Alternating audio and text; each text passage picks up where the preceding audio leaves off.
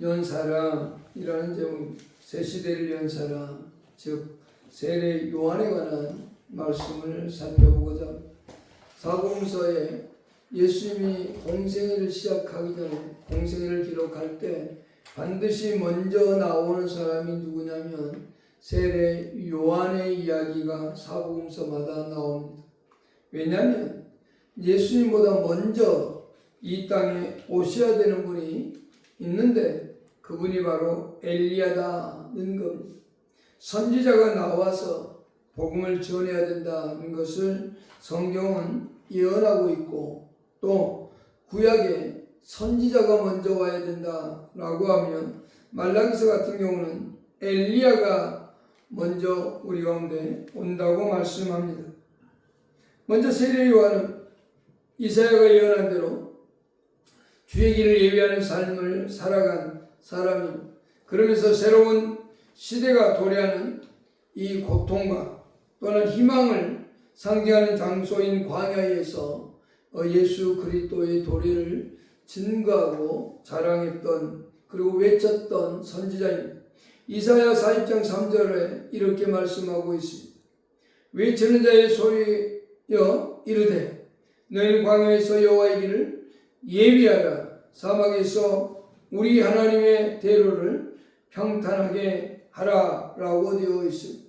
이사야 선지자가 이렇게 외쳤다는 겁니다.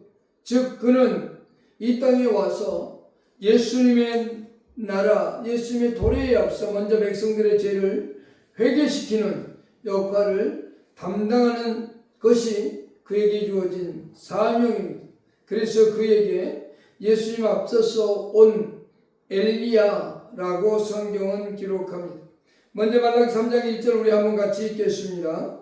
시작. 만군의 여호와가 이르노라. 보라 내가 내 사자를 보내리니 그가 내 앞에서 길을 준비할 것이요 또 너희가 구하는 바 주가 갑자기 그의 성전에 임하시리니 곧 너희가 사모하는 바 언약의 사자가 임하실 것이라.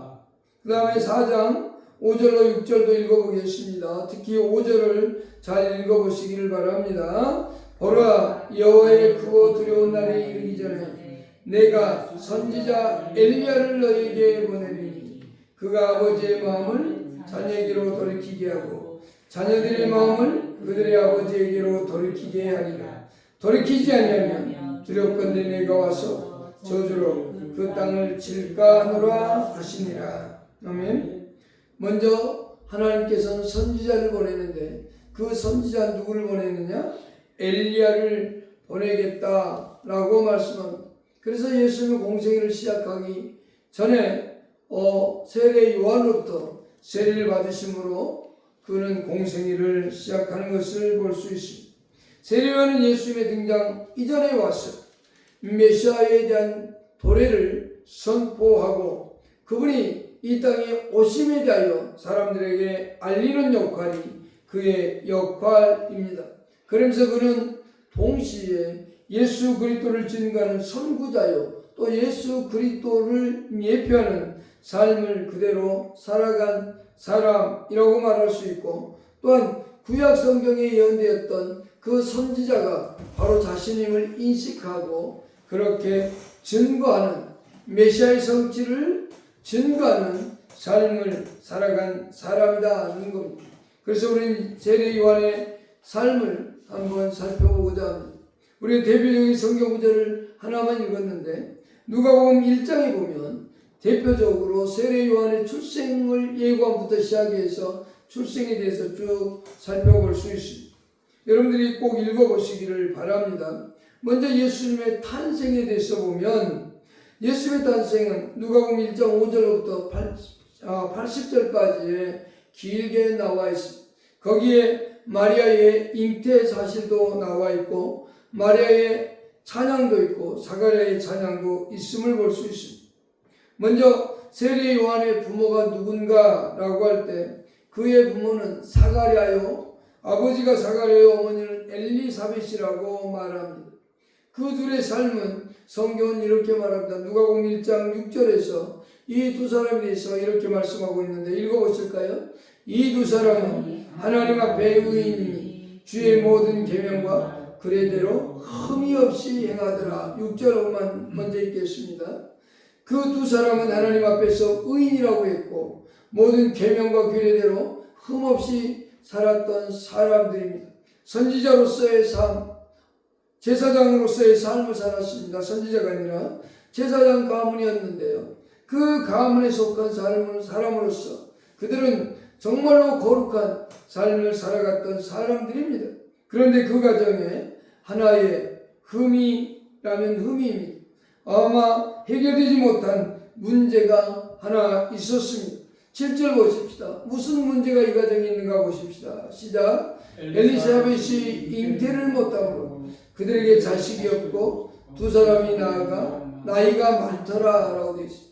두 사람은 나이가 많도록 자식을 얻지 못한 삶을 살아가고 있었습니다. 그러니까 세례 요한의 탄생은 물리적인 탄생이 되어지지는 않습니다. 그의 출생은 생리학적으로 물리적으로 해결할 수 없는 탄생이라는 겁니다. 그의 탄생은 기적과 같은 하나님의 놀라운 은혜에 의해서 탄생되어짐을 성경은 기록합니다. 예수님께서 동정녀 탄생이 바로 하나님의 놀라운 기적적인 탄생인 것처럼 세례 요한의 탄생도 그와 같은 탄생이다 라고 말할 수 있습니다. 또한 세례 요한의 탄생에 대해 사도 요한은 이렇게 말씀하고 있습니다. 예수 그리스도를 증거하기 위해 먼저 하나님께서 예수님을 앞서 보내신 사람이라고 말입니다. 요한복음 1장 6절을 읽겠습니다. 하나님께로부터 보내심을 받은 사람이 있으니 그 이름은 요한이라 라고 되어 있습니다.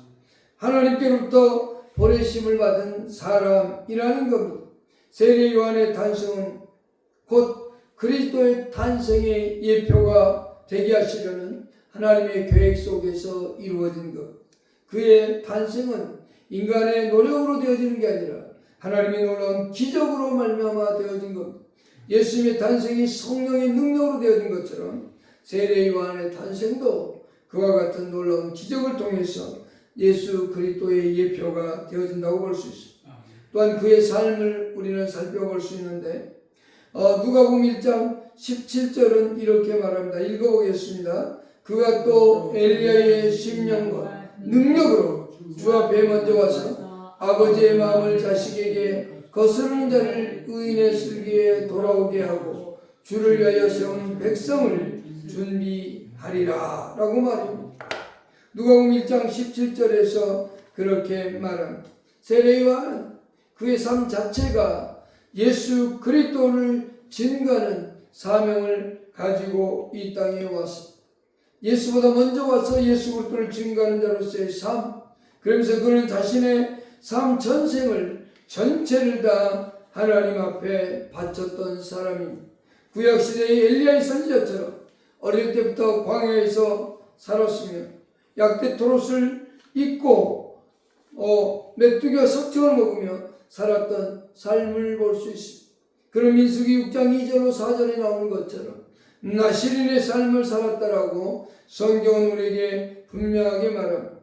누가복음 1장 15절을 읽어보겠습니다. 시작. 이는 그가 주 앞에 자가 되며 포도주나 독한 술을 마시지 아니하며 모태로부터 성령의 충만함을 받아 라고 되어 있습니다. 민수기 6장 2절로 4절에 나시린의 규례가 나와 있는데 같이 읽겠습니다. 이스라엘 자손에게 전하여 그들에게 이르라. 남자나 여자가 특별한 소원 곧 나시린의 소원을 하고 자기 몸을 구별하여 여호와께 드리려고 하면 포도주와 독주를 멀리하며 포도주로 된 초나 독주로 된 초를 마시지 말며 포도즙도 마시지 말며 생포도나 검포도도 먹지 말지니 자기 몸을 구별하는 모든 날 동안에는 포도나무에 솟아는 씨나 껍질이라도 먹지 말며 라고 되어 있습니다. 이 세례 요한은 나시린의 규례를 철저히 지켰던 거룩한 삶을 살았던 사람입니다. 동시에 그는 기도하는 사람을 또한 기도하는 삶을 쉬지 않았던 삶의 모습을 우리에게 보여주고 있는데 누가복음 11장 1절 읽겠습니다. 예수께서 한 곳에서 기도하시고 마치시면 제자 중 하나가 여짜오되 주여, 요한이 자기 제자들에게 기도를 가르친 것과 같이 우리에게도 가르쳐 주옵소서. 요한은 제자들에게 기도를 가르쳤다고 얘기하고 있습니다. 그 말은 자신도 기도하는 삶을 살았습니다. 당시 유대인들은 탐욕과 부정의 삶을 살았습니다. 특히 유대의 지도자들은 더욱더 그렇게 살아갔습니다. 그러나 그들과는 대조적인 삶의 모습을 보여주고 있다는 겁니다. 요한은 삶 자체뿐만 아니라 또한 사역도 철저히 주의 길을 예비하는 삶을 살았던 겁니다. 그는 메시아의 도래에 앞서 유대인들을 준비시키기 위해 회개의 복음을 증거했습니다. 회개하라고 외쳤습니다. 그리고 회개한 사람들에게 그 회개의 중심이 되는 열매를 맺으라고 말합니다. 그러면서 그는 앞으로 오시는 분이 있는데 그분은 우리에게 물과 성령으로 세례를 베풀 것이다 라고 하면서 그는 물 세례를 베풀었던 겁니다. 장차 임하게 될 메시아를 영접하도록 영육간의 준비를 갖추도록 하기 위한 세례 요한의 사역이었습니다. 그가 바로 주의 길을 예비하는 자로서 삶을 철저히 살아간 사람이라고 말합니다. 그때 세례를 베풀고 사람들이 회개하고 돌이킬 때 사람들은 그에게 아주 메시아인 것처럼 대접하고 영접하려고 했습니다.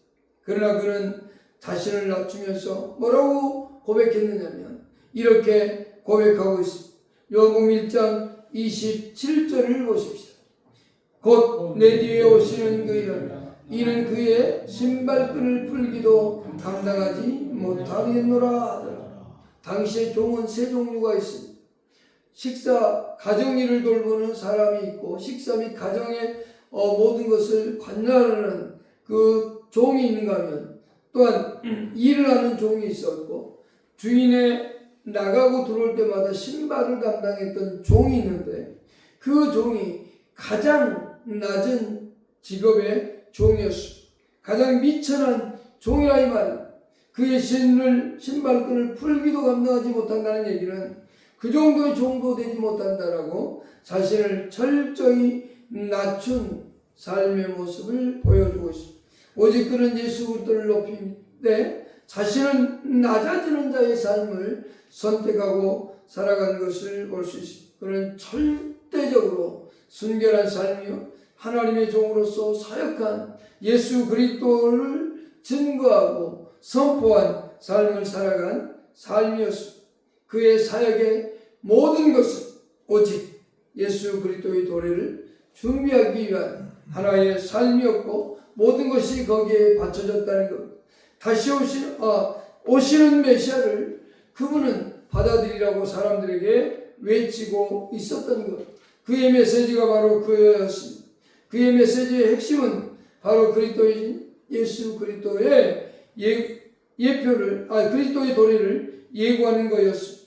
요한복음 1장 19절부터 28절까지 이야기하고 있고 또한 요한복음 1장 29절로 34절에서는 공개적으로 예수 그리스도가 그리스도임을 증거하고 우리 죄를 짊어지고 하는 메시아라고 분명하게 선포하고 있습니다. 요한복음 1장 29절부터 34절까지 읽어보겠습니다. 시작. 이튿날 요한이 예수께서 자기에게 나오심을 보고 이르되 보라 세상 죄를 지고 가는 하나님의 어린 양이로다 라고 말합니다. 내가 전에 말하기를 내 뒤에 오는 사람이 있는데 나보다 앞선 것은 그가 나보다 먼저 계심이라는 것이 이 사람을 가리킵니다. 나도 그를 알지 못하였으나 그대가 와서 물로 세례를 베푸는 것은 그를 이스라엘에 나타내려 함이라 하니라. 요한이 또 증언하이르되 내가 몸에 성령이 비둘기같이 하늘로부터 내려와서 그의 위에 머물더라. 나도 그를 알지 못하였으나 나를 보내어 물로 세례를 베풀라 하신 그이가 나에게 말씀하시되 성령이 내려서 누구 위에든지 머무는 것을 보거든 그가 곧 성령으로 세례를 베푸는 인 줄 알라 하시니 내가 보고 그가 하나님의 아들이심을 증언하였노라 하니라. 즉 그의 사역은 절대적으로 예수 그리스도를 증거하고 살아가는 삶이었습니다. 우리에게 하나님은 말씀하셨습니다. 복음을 증가라고 말해요.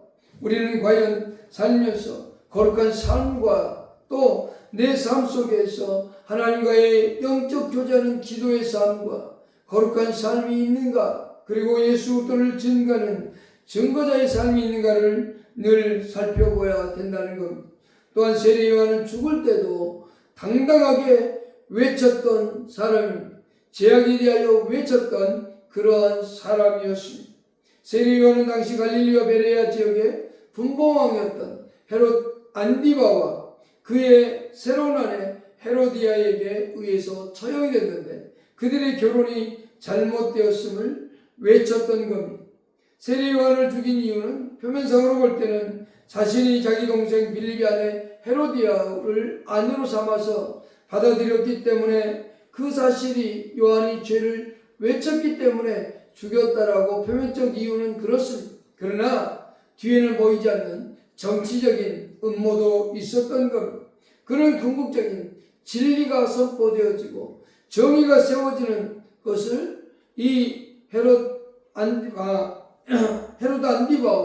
헤로디아는 이것을 싫어했던 것. 그래서 결국 이 진리와 정의를 외쳤던, 그리고 자신들의 뿌리를 외쳤던 세례 요한을 죽일 수밖에 없었다라고 하는 겁니다. 세례 요한은 정의롭게 진실로 진리를 외쳤고 정의를 외쳤고 불의의 삶에 대하여 단호하게 외쳤던 그런 선지자의 삶을 그는 살았습니다. 그의 죽음까지도 그는 예수 그리스도 앞에서 신실하게 살았던 삶의 모습을 우리에게 보여주고 있습니다. 성경은 예수 그리스도의 선구자로서 세례 요한을 예표할 때, 그것을 설명할 때 좀 더 우리가 살펴볼 수 있다면 앞에서 말한 것처럼 그는 광야에서 외치는 자였고 약속된 엘리야로서 이 땅에 왔다는 말씀을 드렸습니다. 말라기 선지자가 메시아가 이 땅에 오시기 전에 반드시 선지자가 올 것이며 또 엘리야가 올 것이라고 말씀했는데 그 말씀대로 그는 이 땅에 왔던 겁니다. 말라기 4장 5절에서 아까 읽었는데 보라 여호와의 크고 두려운 날에 이르기 전에 내가 선지자 엘리야를 너에게 보내리니 라고 말합니다. 예수께서도 이 오리라고 하는 엘리야가 바로 세례 요한이라고 그렇게 말씀해주고 있고 확증시켜 주었습니다. 우리가 읽었던 본문에 만일 너희가 즐겨받을진데 오리라 한 엘리야가 곧 이 사람이니라고 마태복음 11장 14절에서 그렇게 말합니다. 또한 마태복음 17장 11절도 읽어보겠습니다. 시작. 예수께서 대답하여 이르시되 엘리야가 과연 먼저 와서 모든 일을 회복하리라 라고 되어 있습니다. 구약시대의 가장 위대한 선지자 중에 한 사람이었던 엘리야가 와서 복음을 증거한다라고 할 때 길을 예비한다라고 했습니다. 그 엘리야가 바로 누구냐? 세례 요한이라고 예수님께서 말씀해 주고 있다는 겁니다. 이미 엘리야가 왔는데 사람들은 그를 받아들이지 않았습니다. 사람들은 메시아를 기다렸습니다. 그 메시아가 먼저 올라면 먼저 엘리야가 와야 되는 것 또한 사람들은 알았습니다. 그런데 그 엘리야가 왔는데 사람들은 그를 받아들이지 않았고 영접하지 않았다는 것. 그러니 이 엘리야가 아직 오지 않았으니 예수를 영접할 리 없었다라고 하는 거죠. 마태복음 17장 12절에서 그렇게 말씀하고 있습니다. 시작요. 내가 너에게 말하노니 엘리야가 이미 왔으되 사람들이 알지 못하고 임의로 대우하였도다. 인자도 이와 같이 그들에게 고난을 받으리라. 마태복음 17장 12절에 그렇게 말하고 있습니다. 내가 너에게 말하노니 엘리야가 이미 왔을 때 사람들이 알지 못하고 임의로 대우하였도다. 인자도 이와 같이 그들에게 고난을 받으리라 라고 말합니다. 임의로 대우했다는 것은 그를 엘리야로 전혀 인식하지 못했다는 말씀입니다. 사람들은 메시아를 기다리고 엘리야를 기다렸으나 그들은 이 엘리야를 절대로 세례 요한을 통해서 엘리야의 모습을 보지 못했습니다.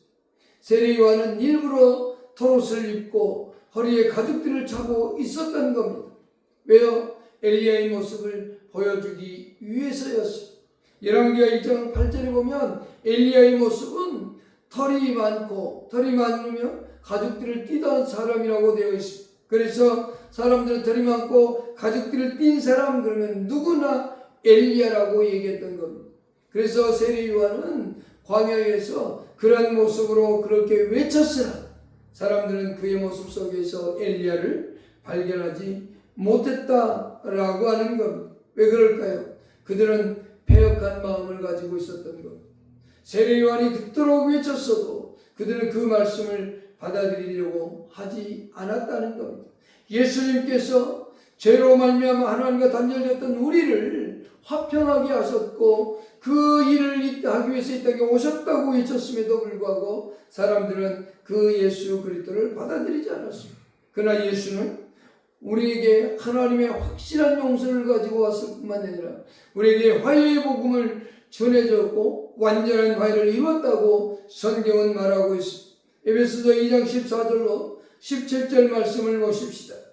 다 같이 읽겠습니다. 시작. 그는 우리의 화평이시니라. 둘로 하나를 만드사 원수된 것 곧 중간에 막힌 담을 자기 육체로 오시고 법정으로 된 계명의 율법을 폐하셨으니 이는 둘로 자기 안에서 한 세 사람을 지어 화평하게 하시고 또 십자가로 이 둘을 한 몸으로 하나님과 화목하게 하려 하시며 원수된 것을 십자가로 소멸하시고 또 오셔서 먼데 있는 너에게 평안을 전하시고 가까운 데 있는 자들에게는 평안을 전하셨으니 라고 말합니다.